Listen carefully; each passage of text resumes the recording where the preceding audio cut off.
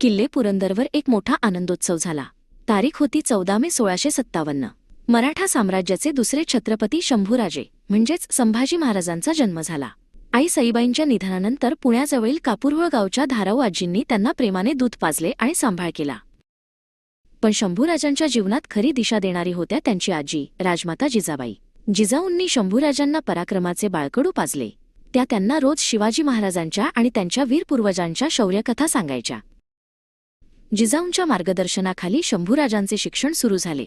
रघुनाथ गुरुजी त्यांना राजकारण, युद्ध कौशल्य आणि अनेक भाषा शिकवत। शंभूराजे इतके हुशार होते की त्यांनी खूप कमी वेळात अनेक विद्या आत्मसात केल्या। एके दिवशी छत्रपती शिवाजी महाराजांनी एक महत्त्वाचा निर्णय घेतला।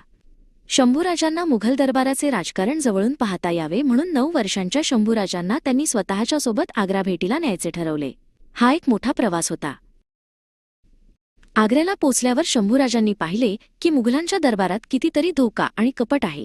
बालपणीच त्यांनी राजकारणाचे धडे घेतले, पण लवकरच विश्वासघातामुळे शिवाजी महाराज आणि शंभूराजांना कैदेत राहावे लागले।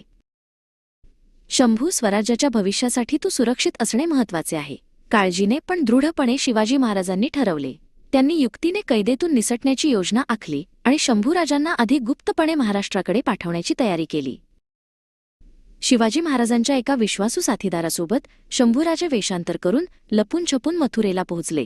एका लहान मुलासाठी वडिलांपासून दूर अनोळखी लोकांमध्ये राहणे हे कितीतरी मोठे धाडस होते। स्वराज्यात शिवाजी महाराज पोहोचले, पण शत्रूंना वाटले की शंभूराजे आता जगात नाहीत। शंभूराजे मथुरेला लपून राहिले। त्यांनी आपला वेळ वाया न घालवता तिथेही शिकणे सुरूच ठेवले।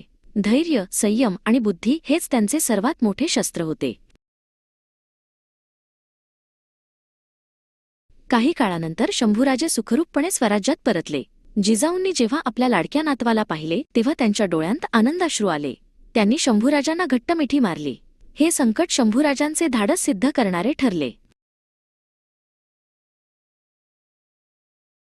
जिजाऊंचे प्रेम आणि रघुनाथ गुरुजींनी दिलेले शिक्षण यामुळे शंभूराजे लवकरच एक शूर आणि धुरंधर राजकुमार बनले।